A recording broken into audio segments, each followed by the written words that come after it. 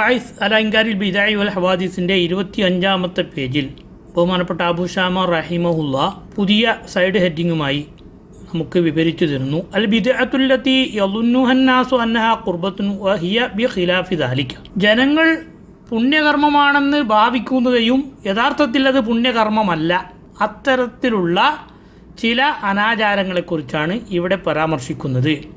ഫസ്ലുൻ വഅമ്മൽ ഖിസ്മു സാനില്ലദി യളുന്നുഹു മുഅ്ളമുന്നാസി തആതൻ വഖുർബത്തൻ ഇലല്ലാഹി തആല.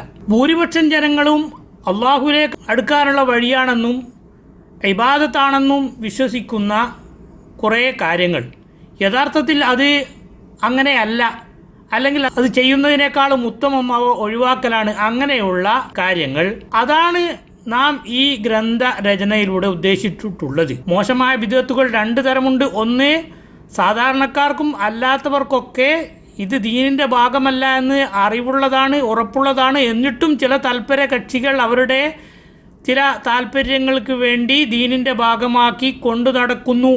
അത്തരം കുറേ ഇനങ്ങളാണ് കഴിഞ്ഞ ക്ലാസ്സുകളിൽ നാം വിവരിച്ചത്. ഇനി പറയാൻ പോകുന്നത് സാധാരണക്കാർക്കത് മനസ്സിലാക്കാൻ സാധിക്കില്ല. പെട്ടെന്ന് പ്രത്യക്ഷത്തിൽ നല്ല കാര്യമാണെന്ന് തോന്നുകയും യഥാർത്ഥത്തിൽ അത് ദീനിൻ്റെ ഭാഗം അല്ല, അള്ളാഹുവിനുള്ള ആരാധനയും അള്ളാഹുവിലേക്ക് അടുക്കാനുള്ള മാർഗവും അല്ല.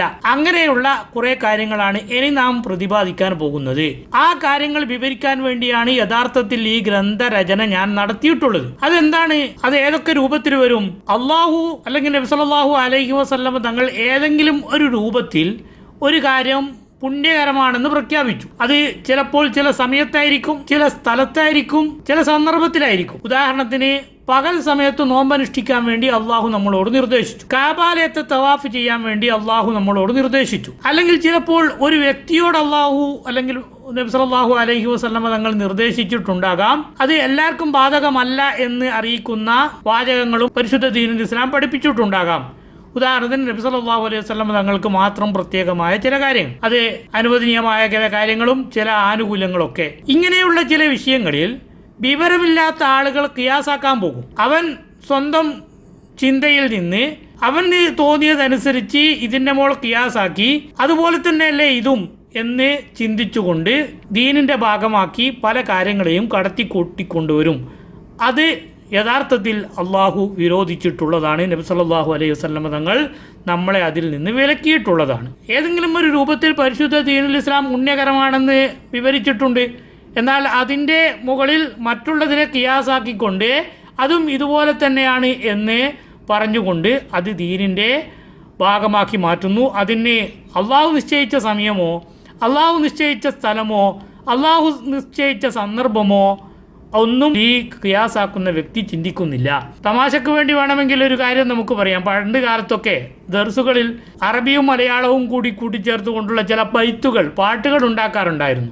ആ കൂട്ടത്തിലുള്ള ഒരു പാട്ടാണ് അക്കാലു കൽബിം പറയറൂന കാലു ലഹൂക്ക ഷാത്തിൻ 4 കാലും ബാലു. നായ തിന്നുന്ന ആളുകള് അവർ അതിന് ന്യായം പറയാറ് ലഹൂക്ക ഷാത്തിൻ 4 കാലും ബാലു. ഈ നായക്കും ആട്ടിനെ പോലെ തന്നെ 4 കാലും ബാലും ഇല്ലേ, പിന്നെ ആട്ടിനെ തിന്നാൻ പറ്റുമെങ്കിൽ എന്തേ നായയെ തിന്നുന്നതിന് വിരോധം എന്ന് ഖിയാസാക്കിക്കൊണ്ടാണ് അത്തരം ആളുകൾ നായയെ തിന്നുന്നത്.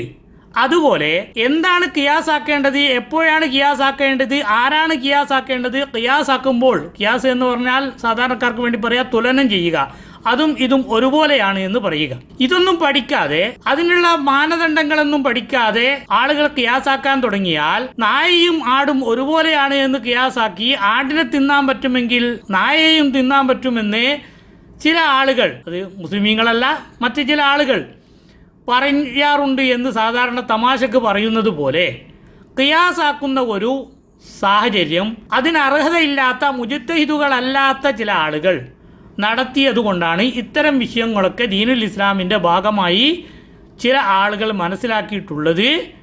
ചില ആളുകൾക്ക് ദീനിനോടുള്ള അല്ലെങ്കിൽ കർമ്മം ചെയ്യാനുള്ള, സൽക്കർമ്മം ചെയ്യാനുള്ള ആവേശമായിരിക്കും അവരെ ഇതിലേക്ക് എത്തിക്കുന്നത്. മറ്റ് ചിലരെ വിവരമില്ലായ്മയായിരിക്കും ഇത്തരം വിഷയങ്ങളിലേക്ക് എത്തിക്കുന്നത്. അങ്ങനെ ചെയ്യുമ്പോൾ സ്വാഭാവികമായും പൈശാചിക പ്രേരണ ഇത്തരം വിഷയങ്ങളിലൊക്കെ ഉണ്ടാകും. മനുഷ്യനെ പിഴപ്പിക്കാനുള്ള എല്ലാ വഴികളും യുസയ്യിനന്നഹും വല ഓവിയന്നഹും വല ആമുറന്നഹും ല അഖൂദന്നലഹും സിറാത്തൽ മുസ്തഖീം തുടങ്ങിയ പദങ്ങളൊക്കെ പരിശുദ്ധ ദീനുൽ ഇസ്ലാമിൽ നിന്ന് ജനങ്ങളെ പിഴപ്പിക്കാൻ വേണ്ടി ഞാൻ അവരുടെ വഴികളിലൊക്കെ നിന്നുകൊണ്ട് അവർക്ക് നന്നായി കാണിച്ചു കൊടുക്കും. തെറ്റായ കാര്യങ്ങളെ, മോശമായ കാര്യങ്ങളെ അവരുടെ മുമ്പിൽ ഭംഗിയായി കാണിച്ചു കൊടുക്കും. ഞാൻ അവരുടെ വഴികളിൽ വഴിതടസ്സമുണ്ടാക്കും, അവരെ ഞാൻ വഴിതിരിച്ചു വിടും എന്നൊക്കെ ആദം നബി അലൈഹിസ്സലാമിന് സുജൂദ് ചെയ്യാൻ കൽപ്പിച്ചിട്ട് അത് അനുസരിക്കാത്ത കാരണം കൊണ്ട് സ്വർഗത്തിൽ നിന്ന് ഫഖ്റുജ് മിന്നാ ഫഇന്നക റജീം, നീ ഇറങ്ങിപ്പോയിക്കോ സ്വർഗത്തിൽ നിന്ന്, നീ ആക്ഷേപിക്കപ്പെടുന്നവനാണ് എന്ന് പറഞ്ഞുകൊണ്ട് ഇറക്കി വിടുന്ന സമയത്ത് ശൈത്താൻ ഇബ്ലീസ് അന്ന് പറഞ്ഞ വാക്കുകൾ കൂടെ ഇതിൻ്റെ കൂടെ നാം കൂട്ടി വായിക്കേണ്ടതുണ്ട്. അപ്പോൾ തെറ്റായ കാര്യങ്ങളെ, പരിശുദ്ധ ദീനുൽ ഇസ്ലാം പഠിപ്പിക്കാത്ത കാര്യങ്ങളെ ദീനിൻ്റെ ഭാഗമായി കടത്തിക്കൂട്ടുമ്പോൾ പിശാചി നമ്മുടെ മുമ്പിൽ വന്ന് ലഉസയ്യിനന്നലഹും, അത് നല്ല പരിപാടിയായി, നല്ല സീനത്തുള്ള, അഴകുള്ള, ഭംഗിയുള്ള പരിപാടിയായി ഇബ്ലീസ് നമുക്ക് തോന്നിപ്പിച്ചു തരും. യഥാർത്ഥത്തിൽ അങ്ങനെ തോന്നിപ്പിക്കുന്നത് നല്ലതാണ് എന്ന് വിവരമില്ലാത്ത ആളുകൾക്ക് തോന്നും. എന്നാൽ അത് അള്ളാഹുവിൻ്റെ വഴിയിൽ നിന്ന് നമ്മളെ വഴി പിഴപ്പിക്കാനാണ്. നബി സല്ലല്ലാഹു അലൈഹി വസല്ലമ തങ്ങൾക്ക്, അള്ളാഹുവിൻ്റെ അതുപോലെ സഹാബത്തുൽ കിറാമിന് ഈ പുണ്യം മനസ്സിലായിട്ടില്ല. അവർക്കൊന്നും തിരിയാത്ത ഒരു ദീനാണ്, അവർക്കൊന്നും മനസ്സിലാകാത്തൊരു പുണ്യമാണ് ഈ കാര്യം എന്ന് പിശാചി നമ്മളോട് അറിയാതെ നമ്മളെ ബോധിപ്പിക്കുകയും അതിലൂടെ നമ്മളെ വഴി പിഴപ്പിക്കുകയും ചെയ്യുന്നത് എന്നത് മാത്രം ഇപ്പോൾ ഉണർത്തുന്നു. ഇൻഷാ അല്ലാഹ് ബാക്കി അടുത്ത ക്ലാസ്സിൽ.